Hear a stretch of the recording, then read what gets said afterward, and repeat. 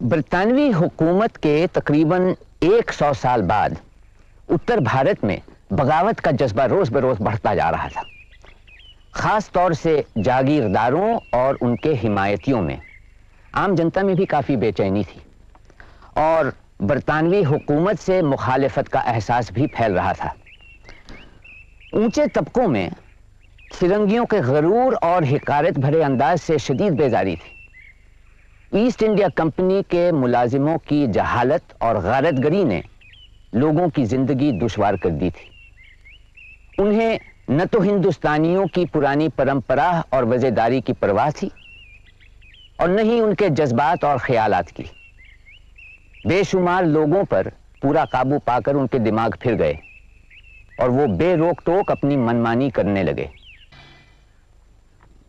1857 की बगावत महज एक फौजी गदर नहीं था, बल्कि बहुत तेजी से फैलकर उसने एक आम बगावत की शक्ल इख्तियार कर ली और हिंदुस्तान की आजादी की जंग बन गई। एक जन आंदोलन की हैसियत से यह जंग दिल्ली, आज के उत्तर प्रदेश, मध्य भारत और बिहार तक ही महदूद रही। असल में ये एक सामंतवादी विस्फोट था जिसकी अगुवाई की जागीरदारों और उनके हिमायतियों ने, मगर फिरंगियों से नफरत के जज्बे ने इसे भड़काया। इस सूरत में लाजमी था कि मुगलिया सल्तनत के टिमटिमाते चिराग को एक प्रतीक माना गया। वो बादशाह जो कमजोरी और बेबसी के आलम में दिल्ली के लाल किले में बैठा था। 1857 की बगावत ने पुरानी हुकूमत की सारी अंदरूनी कमजोरियां जाहिर कर दी। जिस हुकूमत के नाम पर बागी जान पर खेलकर फिरंगियों को हिंदुस्तान से निकालने की आखिरी कोशिश कर रहे थे।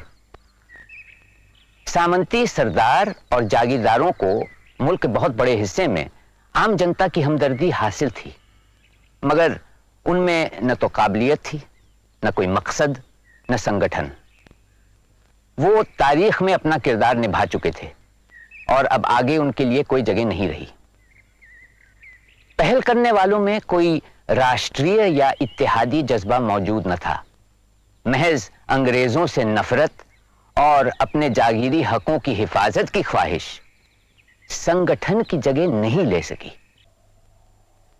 1857 के विद्रोह ने भारत पर ईस्ट इंडिया कंपनी का शासन भी खत्म कर दिया। हुकूमत की बागडोर बरतानिया की सरकार अपने हाथ में ले ली और अंग्रेज गवर्नर जनरल अब वाइसरॉय में तब्दील हो गया। 20 साल बाद 1877 में इंग्लिस्तान की रानी ने कैसर हिंद का खिताब इख्तियार किया और एक नया मुगल आजम अब इंग्लिस्तान से राज करने लगा। जिस जमाने में अंग्रेजों ने यहां अपनी हुकूमत कायम की तो भारत इतना तरक्की याफ्ता देश था कि यहां का माल सारी दुनिया में भेजा जाता था। कुदरती तौर पर अगली मंजिल होनी चाहिए थी देश का औद्योगिकरण और बड़ी मशीनों का इस्तेमाल, मगर आगे बढ़ने के बजाय इंग्लिस्तान की नीतियों के कारण भारत पिछड़कर महज एक कृषि प्रधान देश हो गया। 19वीं सदी में कुछ अंग्रेज नील का व्यापार करने की गर्ज से जमींदार बन बैठे। उन्होंने अपने असामियों से नील की फसल के वाबस्ता बड़ी सख्त शर्तें तय करवाईं। उन्हें अपने जोतों के कुछ खास हिस्सों को नील की खेती के लिए रखना पड़ा और फिर नील की फसल अंग्रेज जमींदारों को एक बंधी रकम पर बेचनी पड़ती। नील उगाने वाले काश्तकार अगले जमींदारों के तकरीबन बंधुआ मजदूर हो गए। नील के कारखानों के कारिंदे उन पर अत्याचार करते और चूंकि उन्हें अंग्रेज सरकार का सहारा था, उन्हें खुली छूट मिल गई। काश्तकारों की मुसीबत और तबाही जब बर्दाश्त से ज्यादा हो गई तो उन्होंने बगावत का रास्ता अपनाया। जिन हिंदुस्तानियों ने अंग्रेजी तालीम हासिल की थी वही सबसे पहले अंग्रेजों के इस इसरार के खिलाफ खड़े हुए कि भारत में रहने वाले अंग्रेजों के मामले से हिंदुस्तानियों का कोई सरोकार नहीं। नए हिंदुस्तान के पहले सियासी रहनुमा और कलकत्ते के पेशावर वर्गों में नील विद्रोह से ही राष्ट्रीय चेतना उजागर हुई। इस आदर्शवादी संघर्ष ने इस तरह राष्ट्रीयता को बढ़ावा दिया और बाद में जब राष्ट्रीय आंदोलन ने जोर पकड़ा तो स्वराज्य और सुधार उसके दो पहलू माने गए।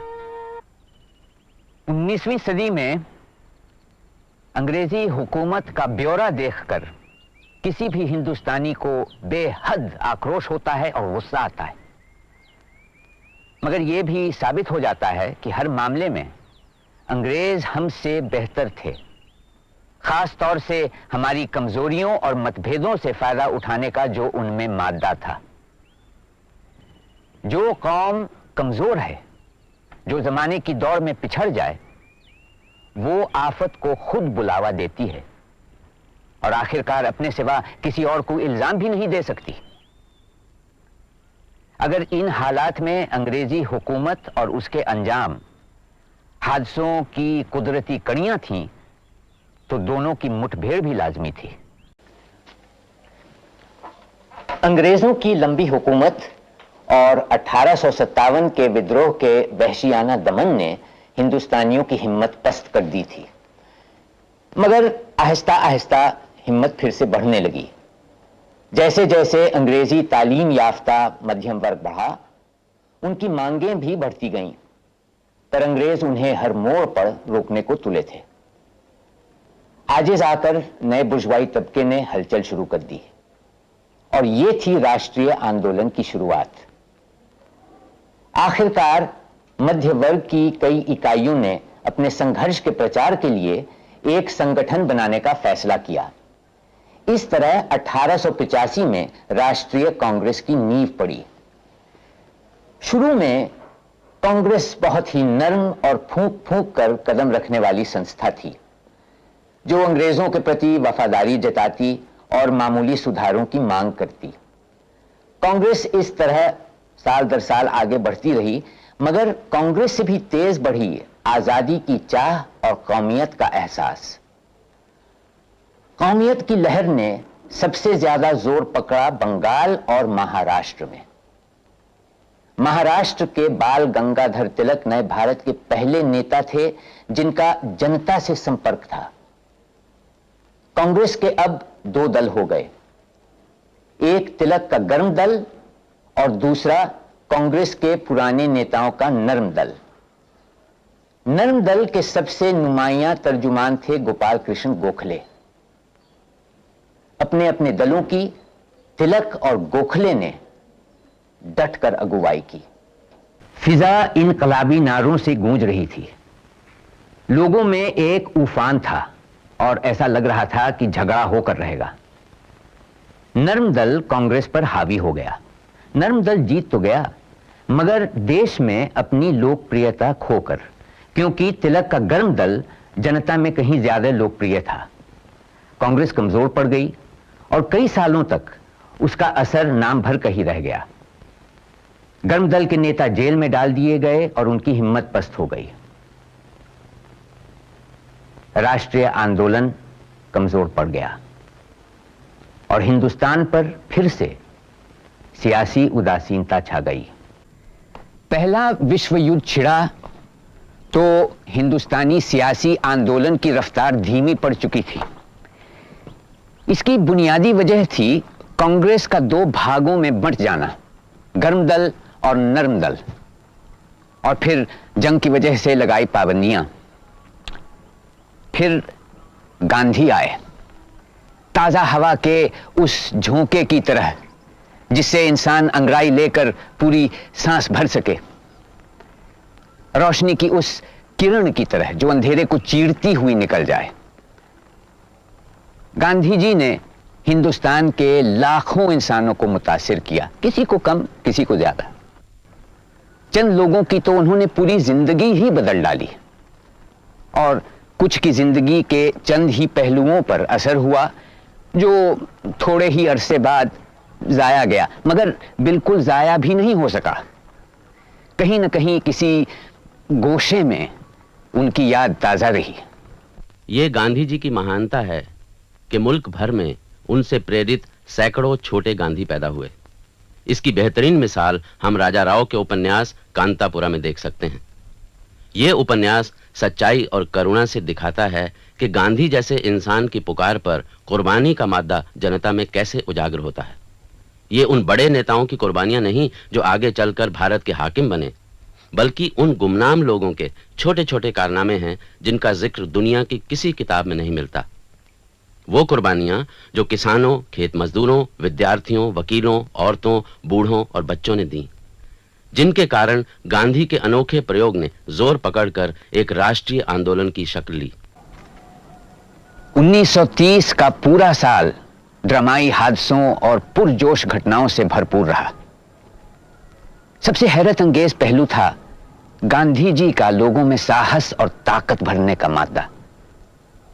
और हमें याद आया कि गोखले ने गांधी जी के बारे में कहा था कि उनमें वो सलाहियत है जिससे माटी के माधो भी अपने आप को वीर पुरुष साबित कर सकते हैं। गांधी जी के नेतृत्व में राष्ट्रीय आंदोलन का सबसे अहम पहलू था औरतों का योगदान। हजारों की तादाद में घरों की चार दीवारियां लांघकर और सामाजिक सरगर्मियों से नावाकिफ होते हुए भी वो आंदोलन के बीचों बीच कूद पड़ी। विलायती कपड़े की दुकानों और शराब के ठेकों की पिकेटिंग पर तो उन्होंने ही अधिकार जमा लिया। शहरों में औरतों ने बड़े बड़े जुलूस निकाले और वो देखते देखते मर्दों से भी ज्यादा दृढ़ होती गईं। अक्सर अपने सूबों और इलाकों में वो कांग्रेस डिक्टेटर यानी संचालक बन गईं।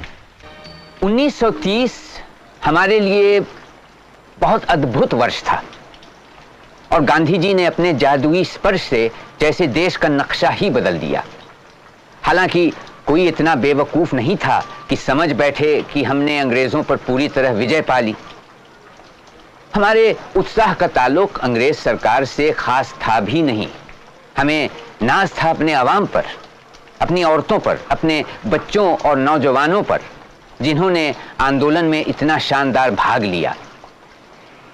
ये एक रूहानी फतेह थी जो किसी भी दौर में किसी भी कौम के लिए बेहद कीमती होती है, खासतौर से हमारी जैसी शोषित और दबी हुई कौम। और हम फिक्रमंद थे कि कहीं ये फतेह भी हमसे छिन न जाए।